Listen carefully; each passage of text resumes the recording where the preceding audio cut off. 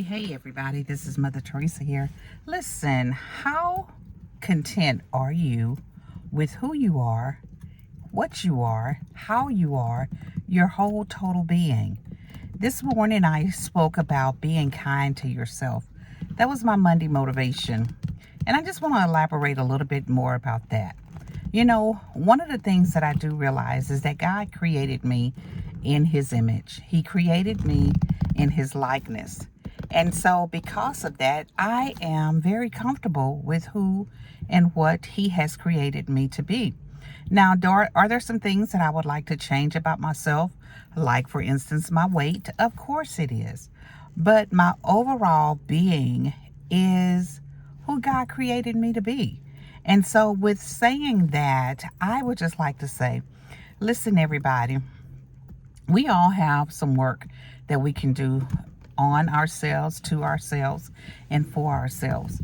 But that's not going to change who I am. You know, one of the things that I realize is that God created me to be an encourager. God created me to be a kind person. So that's always going to be who I am. Now, can I do some things a little bit differently? Like I said earlier, yes, I absolutely can. But growing up in this world, as someone was stated earlier, it was Doe Dash I was listening to. And, you know, and she kind of talked about the things that she experienced growing up. And, you know, of course, I can relate to a lot of those things. I can relate to a lot of people's stories, especially when those stories talk about growing up in the projects and growing up without having lots of material things. But let me just say this, and people may think that I'm crazy when I say this, or they may not necessarily agree with me, but growing up in the projects was not a hard thing for me. Maybe because I was young and I just didn't know any better. But my mom always made sure that we were well taken care of. My mom always made sure that we had the things that we needed. Was it a surplus of things? No, absolutely not. Was it things that was always purchased from brand new from the store? No. My mom loved garage sales. My mom loved being able to go out and thrift, and a lot of times we would go with her. So in turn, I love to thrift shop. I used to love going to garage sales, but now I just love going to thrift shops. Can I afford to go and buy the things from the other stores? Absolutely, I can. But for me, it's just the thought of being wise and being frugal and being a good steward with what God has given me. I choose to shop at a thrift store. Not that I have to shop at a thrift store. And my son loves it as well. So, you know, that is something that we do together. We love to go thrifting. But let me just say this, growing up in the projects, growing up not having a lot, that has definitely shaped who I am today. That has definitely shaped a lot of my the things that I believe in, some of the ways that I move and operate. But also, God has blessed me tremendously financially. So, you know, I have the funds to be able to do the things that I love to do and I enjoy doing. Not necessarily did my mom always have that when we were growing up, but let me just tell you one thing that my mom made sure is that we had food, we had shelter, we had our basic needs, and some of the things that we wanted. I never recall going to bed hungry. I never recall not having clothes, decent clothes to wear. I never remember really feeling like I was poor or I didn't have what other people have. Now, the thing that I did realize that we lived in the projects. And I did realize that I had some great friends that lived in a house. Matter of fact, I would pass by those houses almost every weekend as I was going to my grandparents' house. And my dream, my desire was to make it to that side of town, to live in one of those houses or to live in that area. But let me just tell you, I discuss this with my husband a lot, and I share with him is that when you have a narrow scope of, and I'm sitting outside just watching the traffic. This is my lunch break. So I'm just sitting outside just watching the traffic. But when you have a narrow scope or your view is narrow, then so is your dream. At least for me, it was. I never even imagined not living in Nacogdoches. I never imagined living the lifestyle that God blessed me to have. I couldn't imagine that as a young girl. I could not. That was not in my dream. That was not my scope. And I think that the reason being is because I looked at the neighborhood or the community in which I lived in, and I would say the African Americans or the Black people that were teachers that I saw, that's where they lived. They lived in that area. And for those of you all that are watching in Nacogdoches, you know exactly where I'm talking about. That was the area that you lived in if you had more than a lot of the people in Nacogdoches. So that was my desire. That was my desire. But again, when you are small and your vision is small, then your dreams sometimes may be small. And let me just tell you, as I stated before, I could not have planned, I could not have dreamed, I could not have even imagined how God would bless me.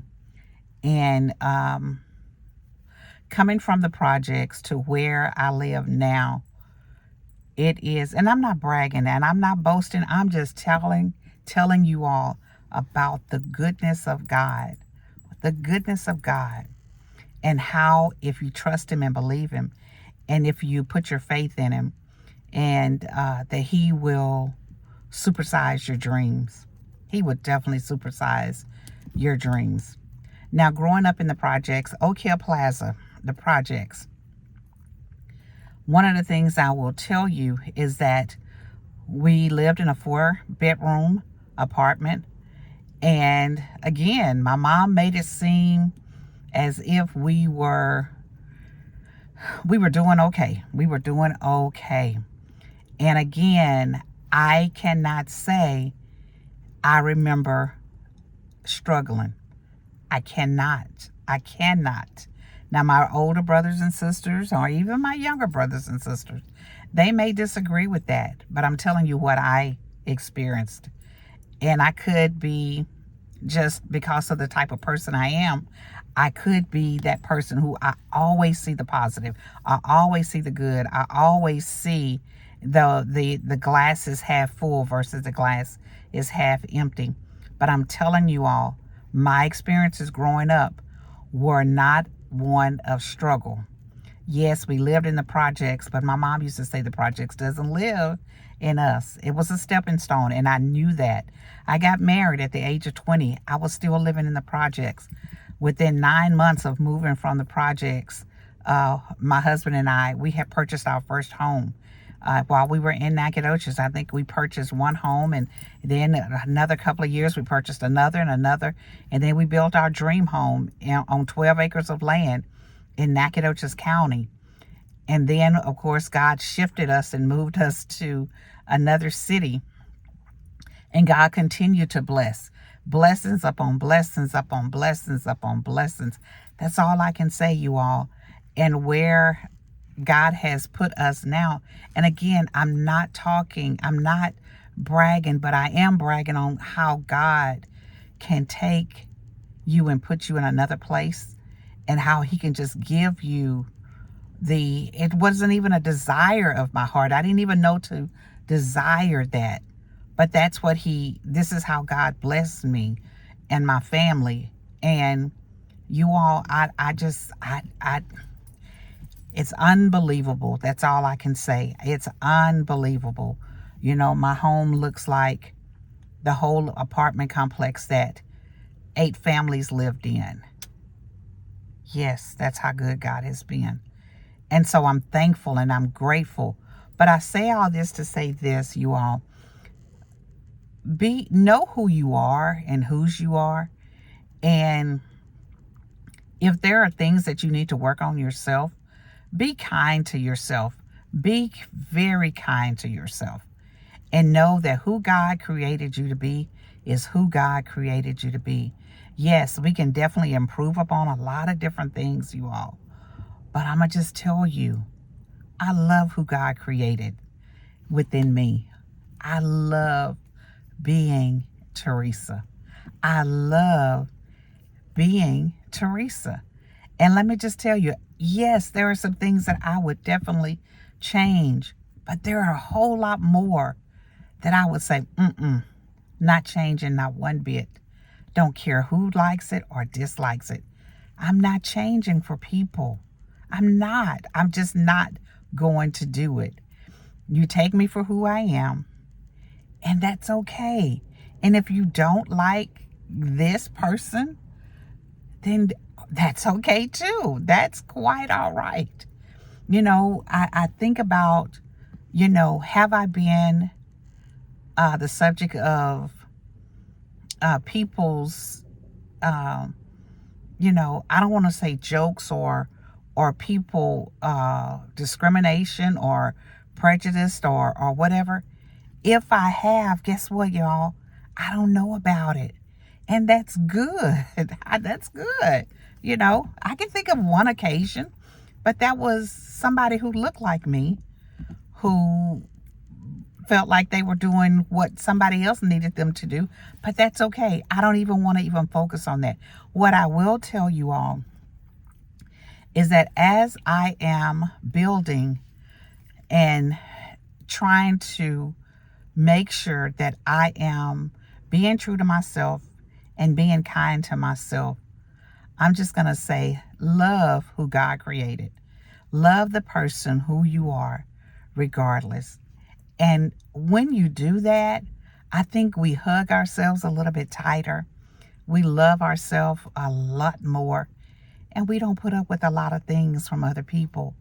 Because guess what? We know who we are. And we know whose we are. So you all have a great day. And just remember to be kind to yourself. Love yourself, okay? Love who God created. Y'all enjoy the rest of your day. Bye-bye, everybody.